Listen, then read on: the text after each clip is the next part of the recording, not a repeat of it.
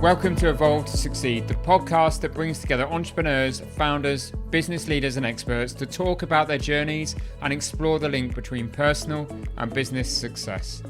I'm your host, Warren Munson, founder of Evolve, a coaching, training and development company focused on enabling business and personal success and creating a community of like-minded individuals. Whether that be through our peer groups, one-to-one coaching, our training and development programs for you and your teams, or through our content and events, our mission is to get the best out of each individual and inspire them to be better both in life and in business. If you want to learn more about Evolve, including our beautiful co-working space in Ashley Cross in Poole, then please go to evolvemembers.com, where you'll find great content, insights, details of all of our services, and also information on our forthcoming events. For now though, let's get on with the show.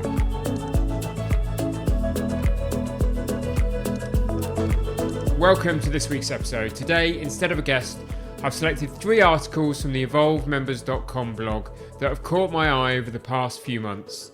These article reviews are something I like to do so often because we get some great insights that actually deserve a deeper dive, and part of Evolve's mission is to both inform and challenge your perspectives through the content that we provide. The articles I'm going to go through with you today are: why entrepreneurship is simply a quest for purpose, 13 ideas of leadership you may not have heard, and the importance of belonging. So let's get started.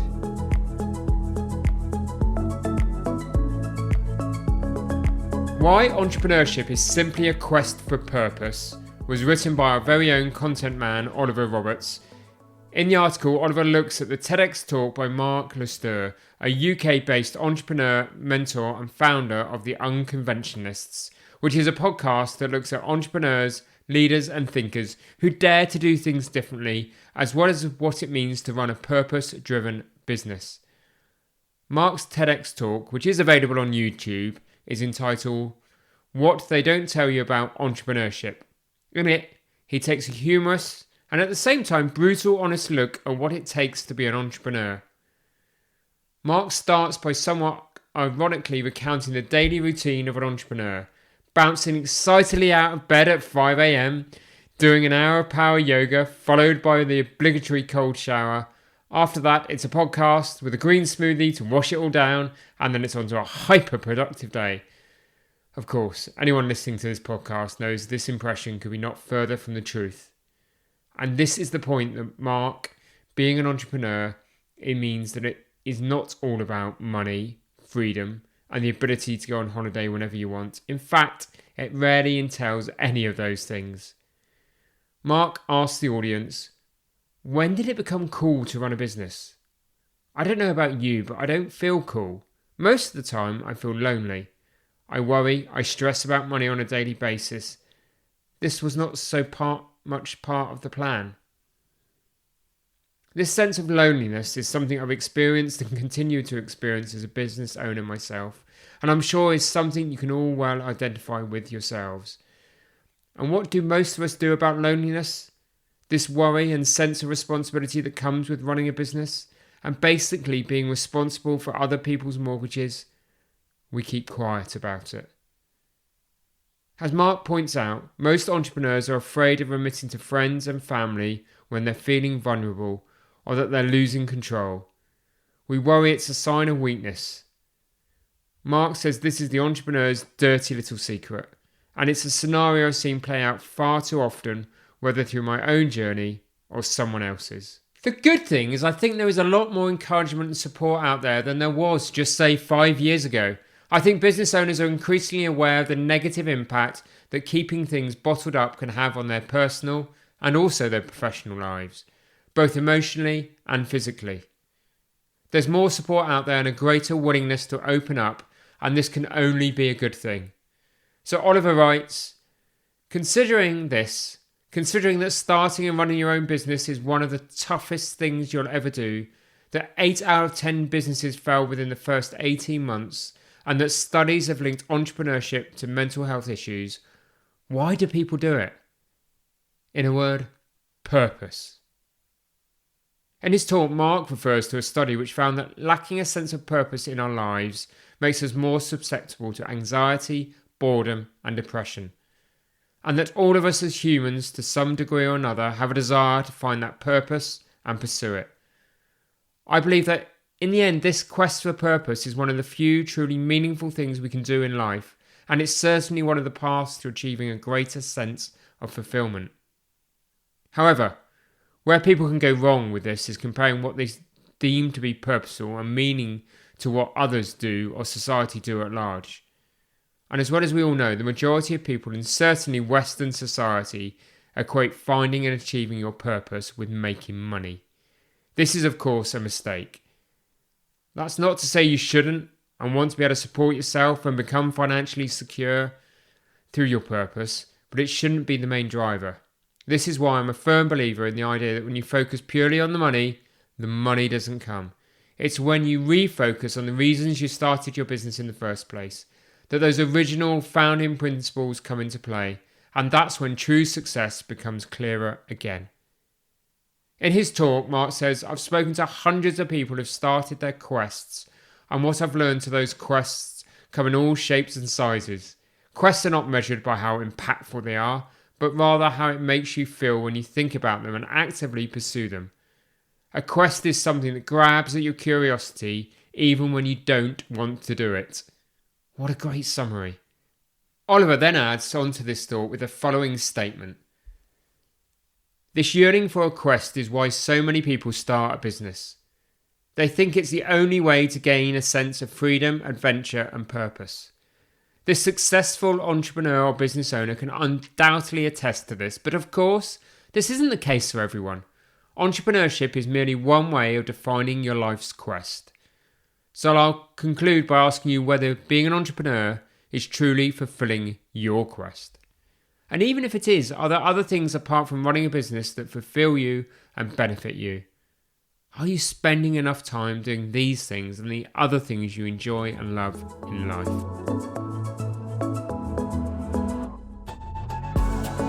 The second article I'm going to have a look at today was written by Chris Croft, who is one of the UK's leading business trainers and a regular contributor to our blog. Like myself, Chris has a deep interest in the subject of leadership and the complex social dynamics of leading a team of people. In his article entitled 13 Ideas on Leadership You May Not Have Heard, Chris gives his take on what he believes are some of the key elements of successful leadership. Chris starts this article by stating that leadership is not all common sense, and that as a result it's a good idea to train your managers on the art of leadership, and even go on a course yourself if you feel like you need it. I feel like this introduction alone is worth a whole other discussion on the dangers of promoting people into positions of leadership without being totally sure of their leadership credentials. Because it's a very easy mistake to make, thinking a member of the team who's performing and over-delivering in their role will naturally step up to that leadership role if you promote them. Of course, this isn't the case. Leadership and management is a skill just like any other, and though it comes with more naturally to some than others, if you do not spot a leadership potential in a member of your team, as Chris advises, it's always worth training them first before putting them in that position. Anyway, I digress. Here are Chris's 13 ideas on leadership. Number 1 is everything is management's fault. Chris writes, either you know about it and it's your fault for not fixing it, or you don't know about it and it's your fault for not knowing. If it's a person that's not competent, it's your fault. If it's a person that's not motivated, it's your fault. And if it's a system that's not good enough, guess what? It's your fault. Now, what Chris is getting at here is whether you're a manager or founder or the CEO, if you're in a position of leadership, you must be prepared to take accountability for everything. Whether it's always fair or not is another matter, but the point is that when things go wrong within an organisation, it's the leader who everyone looks to first. That makes it a really tough gig, but this is why it takes a very specific individual to be at the helm and to lead an organisation. Number 2 is it's good sign if nothing changes when the boss is on holiday. Chris writes, if the people are right and the systems are right, you can leave them to it for a while, but not too long since things gradually get out of date. If they can't cope without you, then you're either a control freak or they're not up to their jobs. This point ties nicely into both Chris's number 3 and 4, which are delegation is not risky and tell and delegate look almost the same. All 3 of these points are really about the importance of delegation. And honestly, I feel that delegating is one of the hardest things to get right as a business owner. It's something that I've really struggled with over the years, particularly in the early years of my businesses. Firstly, and most obviously, it's difficult because for better or worse as entrepreneurs, we're naturally control freaks. And many of us find it difficult to relinquish responsibility and control over something we're so passionate about and we've built in the early days on our own. But of course, you simply cannot do everything. So at some point in time, you have to accept you're going to have to delegate. The second challenge of delegation is finding the right people to fill those spots for you. You need to have full confidence in their competence and totally trust that they'll get the job done with little to none of your input. Believe me when I say this isn't easy. And it's not easily achievable, and mostly it has to be a process of trial and error. Number 5 and 6 are also messages around delegation, which really highlights what a major component of good leadership this is. Chris says that you shouldn't tell competent people how to do something, even if you know, and that you should delegate when they're at 80%. In Chris's words, if you wait for them to be at 100% before you give them stuff, you'll wait forever, because in your mind, they're never going to be as good as you. And the only way they can get there is by doing it themselves and learning.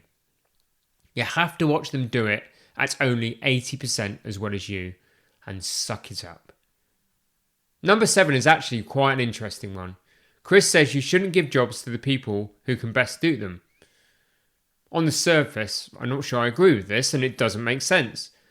But Chris's point is that even though giving the job to the most suitable person will get it done quicker and cheaper, the said person will be bored because they're simply not being challenged.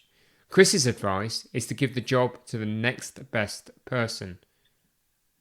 Chris's 8th point is that criticism is 10 times as strong as praise. He writes, if you give out 50-50, you end up with very demotivated people.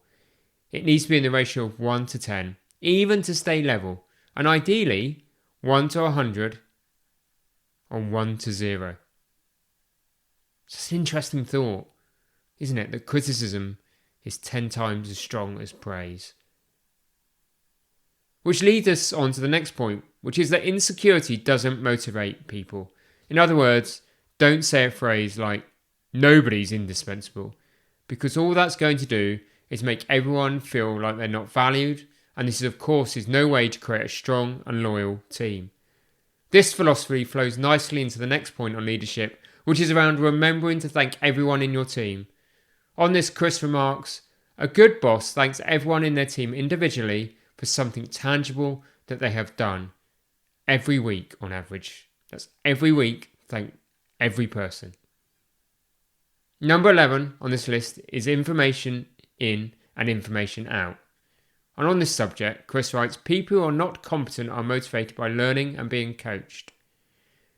While people who are already competent are motivated by being asked and being involved. All you have to do is work out which person is which in each situation. Who are those who are not yet competent, and who are those who are already competent, and treat them differently in your styles of leadership. I feel number 12 is very important. Good people need looking after too. On this, Chris makes this crucial point that it's all too easy to focus your efforts on the less motivated people in your team at the expense of taking your top performance for granted. Remember that even if your star players have initiative and don't need monitoring and are happy to get on with their work without acknowledgement, it doesn't mean they don't require that ever important thank you or some input and feedback, as well as giving them some challenging tasks to keep them motivated. And just think about your organisation. Where do you spend your time? Do you spend your time with the core of your team? Or do you spend your time with the top 10%? How much of your attention do they really get? I bet it's that bottom piece, those non-performers that really get your attention. And I think this is a really good point that Chris made about getting balance across the team. Chris's last point is Think about involvement in planning and freedom in doing. And on this, he writes, for each person and situation, independently, you have a choice about how much you involve them in the planning. Do you tell, consult, share, or delegate?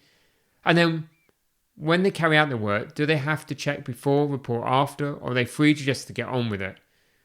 I think this last point sums up all of the others well, and that in the end, good leadership boils down to understanding what motivates each individual team member so you can get the best out of them, while also showing trust and confidence in their abilities, but largely giving them the freedom to take charge of their work and become their own leaders.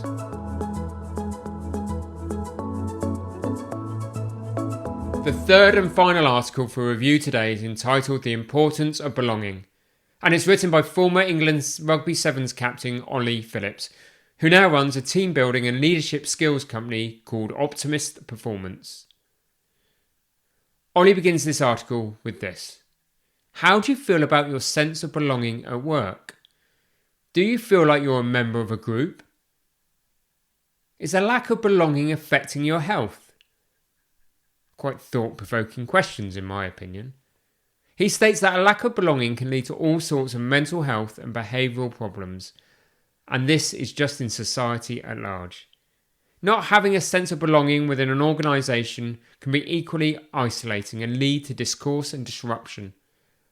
Ollie makes the point that within remote working, and if remote working is set to stay, now is more important a time than ever to evaluate your team's sense of belonging and nurture it to make sure everyone feels part of something, even if they're not always physically present. Ollie gets into the article by asking the simple question, why do humans need a sense of belonging? He writes, belonging is not only a want but a necessity. A recent MIT study discovered that we can crave relationships in the same brain region that we crave food, and that we experience social isolation in the same brain area that we experience physical pain. A lack of sense of belonging at work can also lead people to job dissatisfaction and health problems, and it's a strong predictor of depression. We define a sense of belonging as that feeling of connectedness to a group or community. It's that sense that you're part of something. You feel attached, close and thoroughly accepted by your people. So how do you go about ensuring that sense of belonging is within your company and organisation? Ollie looks at this in 8 ways. Firstly, create opportunities for people to connect. This can be a simple thing such as regular after-work drinks, or something more significant like a team building day. Remember that even though your team might spend a lot of time together at work, very little of that time is spent actually getting to know each other personally. By getting everyone out of the office and into a new environment, that encourages openness and more personal connectedness, which will do wonders for team spirit. Second, Ollie suggests setting up a mentoring program within your business or organisation to guide new team members and make them feel more welcome, as well as encourage those who have a harder time opening up and making connections to come out of their shell. Third is to foster alliances, and by this, Ollie means connecting 2 people within your team who you've recognised share similar values, interests and goals. He cites a study that shows having even one ally inside of a group goes a long way to enhancing a sense of belonging. Number 4 is to ask about people's views on what they would do to foster a greater sense of belonging. I feel this suggestion relates to some of Chris Croft's leadership points around delegation and involving everyone in decision making. It's a brilliant method for empowering your team and making everyone feel included. For number 5, Ollie writes about creating psychological safety. He says it's critical to create an environment where people feel safe and can be themselves. A sense of belonging is based on acceptance and support, and it would be challenging to feel accepted if the environment doesn't allow you to be yourself. On this, I would say be super aware of the environment and culture that you create within your business. Does it feel friendly and open? Is there encouragement for people to be able to approach you with any problems they may have? Number 6, again, goes along nicely with some of Chris Cross's thoughts in that it's around allowing freedom and autonomy within your team. Nobody likes to be micromanaged, and as much as feeling part of a community is very motivating. People don't like feeling that you're losing their sense of individuality or being grouped together as one thing. It's a great skill to be able to look at and lead your team as both a cohesive entity as well as one that's made of many parts. Ollie's seventh method for installing a solid sense of belonging is to practice recognition and appreciation. He writes, being able to express one's thoughts and feelings respected, as well as being appreciated, are crucial parts of experiencing a sense of belonging. As a company leader, you must ensure that your employees are at ease with one another and with the organisation as a whole. The eighth and final point is to reimagine the recruitment process. This is all about understanding that it's better to employing people who feel that you'll fit in with the rest of the team, even if they aren't as professionally qualified as another candidate. Personally, this has always been my approach. When I first meet a candidate, I'm generally more interested in who they are as people, what are their values, and whether they're practically able to fit in with our team, and what's their personality type. Will it gel with the rest of the team? And if it's a split decision, then always go, in my opinion, with your intuition and make no compromises, even in this tough recruitment market, which is a really difficult thing to say, I know. And so, I'd like to end this episode by asking you what you're doing to ensure that sense of belonging within your own business.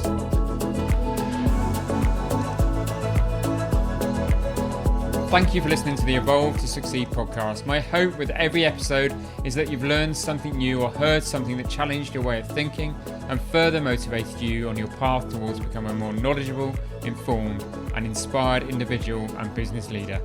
If you enjoyed this episode, then please help us by rating, reviewing and subscribing.